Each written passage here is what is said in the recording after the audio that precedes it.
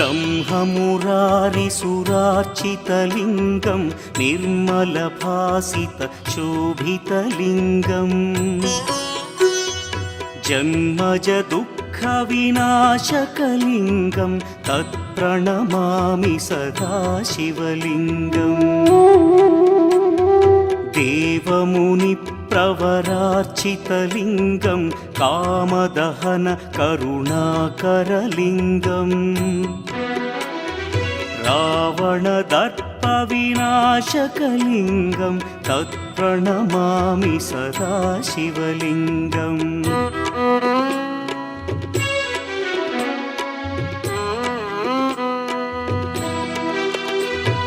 सर्वसुगन्धसुलेपितलिङ्गं बुद्धिविवर्धनकारणलिङ्गं सिद्धसुरासुरवन्दितलिङ्गं तत्प्रणमामि सदा शिवलिङ्गं कनकमहामणिभूषितलिङ्गं फणिपतिवेष्टितशोभितलिङ्गम् दक्षसुयज्ञविनाशनलिङ्गं तत्प्रणमामि सदा शिवलिङ्गम् कुङ्कुमचन्दनलेपितलिङ्गं पङ्कजहार सुशोभितलिङ्गम्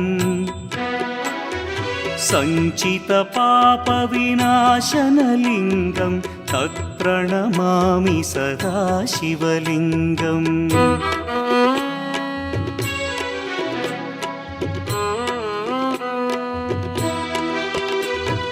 देवगणार्चितसेवितलिङ्गं भावैर्भक्तिभिरेव च लिङ्गं दिनकरकोटिप्रभाकरलिङ्गं तत्प्रणमामि सदा शिवलिङ्गम् अष्टदलोपरिवेष्टितलिङ्गं सर्वसमुद्भवकारणलिङ्गम् अष्टदरिद्र्यविनाशनलिङ्गं तत्प्रणमामि सदा शिवलिङ्गम् सुरगुरुसुरवरपूजितलिङ्गं सुरवनपुष्पसदार्चितलिङ्गम् परमपदं परमात्मकलिङ्गं तत्प्रणमामि सदा शिवलिङ्गम् लिङ्गाष्टकमिदं पुण्यं यः पठेच्छिवसन्निधौ शिवलोकमवाप्नोति शिवेन सह मोदते।